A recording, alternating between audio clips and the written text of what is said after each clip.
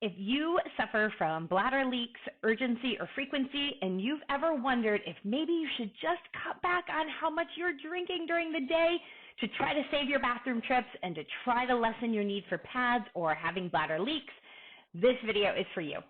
I'm Brittany Cappiello from MyCore Flora, here to talk a little bit today about hydration and the bladder.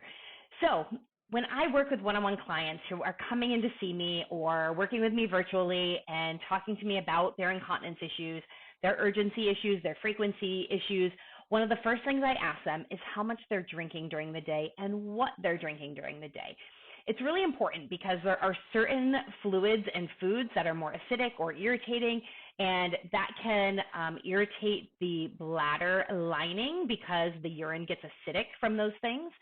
It's really important to make sure you're getting enough water because that will also make the urine really acidic, which will irritate the bladder lining. So it's actually the opposite of what you would assume. Most women tell me they drink less because they don't want to go to the bathroom and they don't want to leak. But drinking less causes the urine to get more acidic. So if you're drinking less and combining that with caffeine, combining it with spicy foods, fruits that are acidic, like grapefruits or oranges, drinking orange juice in the morning. Any of those sort of things combined with not enough water will actually make the urine acidic, irritate the bladder lining. When the bladder lining gets irritated, what happens is the bladder starts to spasm. If your pelvic floor muscles aren't ready for that spasm, that's when you're likely to leak. That spasm will also create a sense of urgency, and so it will give you that sense of increasing urgency and will also often lead to an increasing frequency. So let's not drink less if we're dealing with those issues.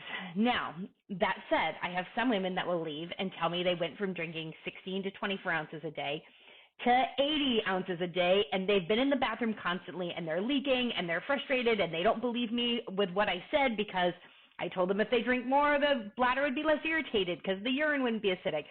But there is a learning curve for your body. If you have been drinking 16 to 24 ounces a day, your body is not used to being fully hydrated.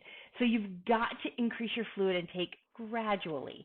So if you're drinking 16 to 24 ounces a day, what I want you to do is I want you to increase by a half a water bottle to a water bottle a day, okay? We're starting slow. Your body has to get used to having more fluid in it, better hydration, and that's when you're going to start to see where you're not having increased urgency, less leaking because the bladder is less irritated because the urine is not as acidic.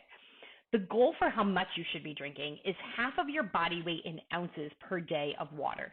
So if you weigh 150 pounds, you should be shooting to drink 75 ounces a day. If you've been at 16 ounces a day, you're not going to get to 75 right away, right? So it's 16 ounces. Then maybe you go to 24 ounces. Then maybe you go to 32 ounces.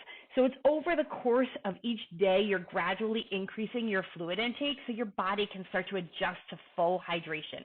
When you do that, the urine will become less acidic. Your bladder is less likely to spasm, less likely to be irritated, and symptoms should start to improve. But it's not an overnight. So have some patience. Have some water, and let's get that bladder back in shape and back on track where it's not being irritated by super acidic urine. On that note, have something to drink, fill up that water bottle, and we'll talk soon. Take care.